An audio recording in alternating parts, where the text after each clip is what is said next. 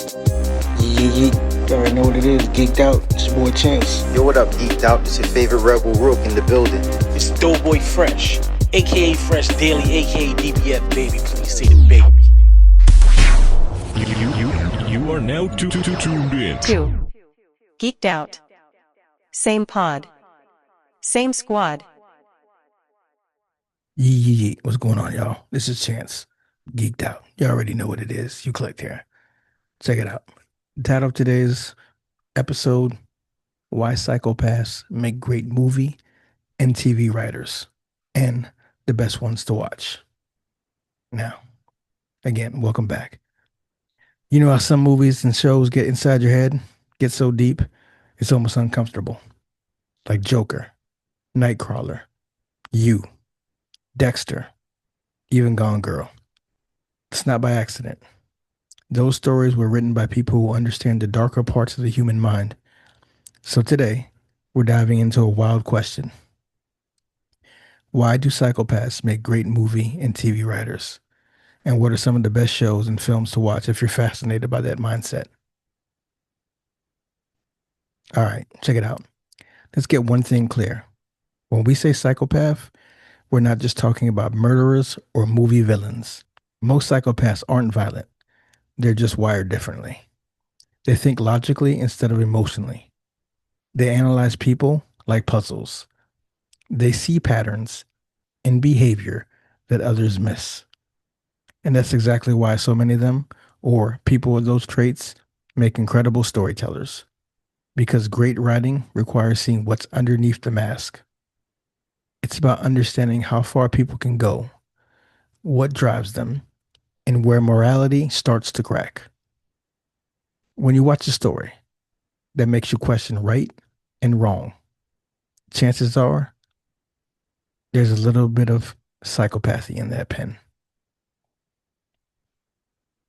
Listen, psychopaths or people who think like them, they just write differently. They're not afraid to explore uncomfortable truths. They're fascinated by control, identity, manipulation, all things most people shy away from. Look at Breaking Bad. Vince Gilligan didn't create a chemistry teacher gone bad. He built a blueprint for transformation.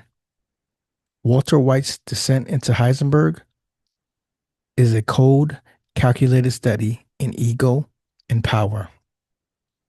That's psychopathic storytelling 101, showing how reason can twist into ruthlessness. Or Gone Girl, written by Gillian Flynn. That script is a masterclass in deception. Amy Dunn isn't just a villain. She's the mirror for every lie told in a perfect relationship. Flynn herself once said she likes writing about that people we pretend to be. That's exactly how a psychopathic mind works. Fascinated by mask, identity, and control. Even Dexter, the serial killer who kills other killers, works because it forces us to empathize with someone who shouldn't be likable. Only a writer who truly understands how to walk that line could pull that off. We love these stories because they tap into something primal, curiosity about the darkness inside of us. It's like looking over the edge of a cliff. You don't want to fall, but you can't look away. Psychopathic writing dares to go there. It doesn't protect the audience. It challenges them. It asks, what would you do if the rules didn't apply? Shows like You with Joe Goldberg. We know he's dangerous, but he's also very intelligent. A little bit of romantic. Self-aware. That mix of intelligence and immorality is addictive to watch.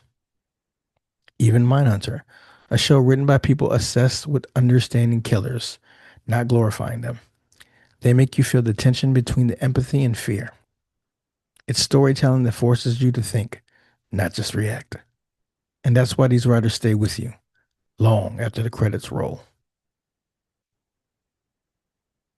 If you want to dive deep into the mindset, I'm going to give you a watch list that defines the style of writing. You can check out Nightcrawler, 2014 flick, Jake Gyllenhaal, as a manipulative, cameraman chasing crime for profit. Cold, brilliant, and unsettling. Like we've been saying, Gone Girl, 2014. Manipulation at its finest. A psychological chess match about marriage, media, and identity. I'm pretty sure we've all seen Dexter. From 2006, I think, well, I guess you can kind of say 2021, but I mean, there's been some reboots. But it's a killer who lives by a moral code. It's twisted, but humanized through incredible narration. You on Netflix. We've already talked about this. The modern take on obsession and love as possession. Creepy, charming, and disturbingly relatable. Another Netflix, Mindhunter. Based on real FBI profiling work. The writing feels surgical, precise, detached, and fascinating. American Psycho, 2000 flick. Dark satire about image, power, and emptiness. Patrick Bate is a narcissism turned psychosis. Yeah, you can tell that I would never be a psychiatrist because saying some of these words back is not doing great for me. So just bear with me. One of my favorite movies, Seven, with Brad Pitt, 1995, Joel. So if you're a youngin', go back and check this out. Brilliantly written, shows how psychopathy can exist on both sides of justice. Even that one TV show, what's the buddy that played in Queen, Mr. Robot? It was like 2015, 2019. A hacker driven by justice and chaos. Mental illness and moral gray zones collide perfectly. Each of these stories comes from writers unafraid to step into that void, to explore how darkness and genius can often coexist. All right. So yeah, psychopaths might not be the people you'd want to hang out with. Maybe some of you would, because some of y'all, y'all be on that dangerous side.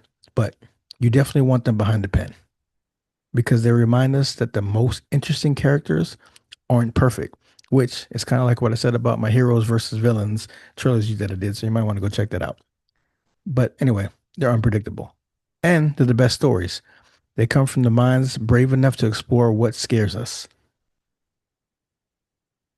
If this episode got your mind turning, share it, rate it, tag us.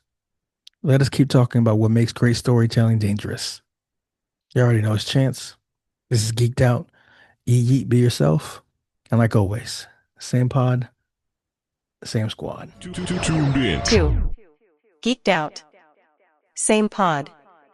Same squad.